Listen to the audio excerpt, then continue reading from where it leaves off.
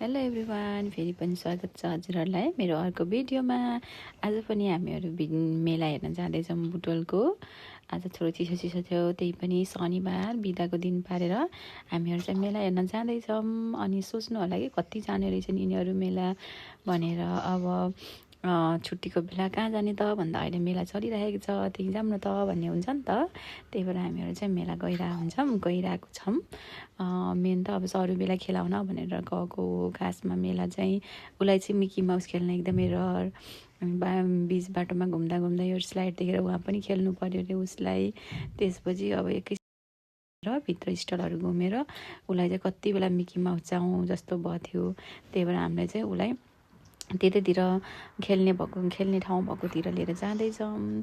धेरै नै चिसो थियो, भिडभाड पनि धेरै नै थियो आजको दिन चाहिँ। ल हेर्नु कति रङ्ग मानेर खेलिरहेको छिन्। अरूलाई चाहिँ 5 मिनट खेल्यो होला, ऊ चाहिँ आधी घन्टा नै खेलिनु होला सायद। जबसम्म उहाँ त्यहाँको मान्छेले ननिक्ल नभन्दा जेलसम्म निक्लिनै नमानेर बल्ल बल्ल त्यहीँको मान्छेलाई निकाल्न पठाएर निक्लेकी थिइन् यिनी।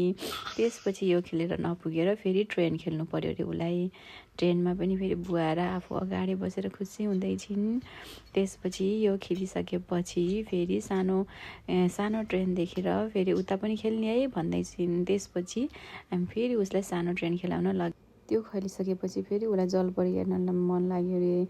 जलपरी हेर्न हामीले फेरि त्यतातिर लग्दैछौँ उसलाई। पहिला पनि उसले जलपरी हेरेकी थिइन्, त्यही भएर उसलाई याद रहेछ कि यहाँ जलपरी पनि छ, फेरि हेरौँ है भन्दै जलपरी हेर्ने ठाउँतिर जाँदैछौँ हामी।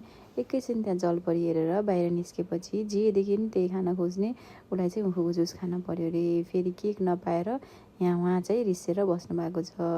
ब्ल्याक फरेस्टमा गएर किनिदिन्छु भनेर भनेको कारणले गर्दा बल्ल बल्ल घर आउन मान्नुभयो।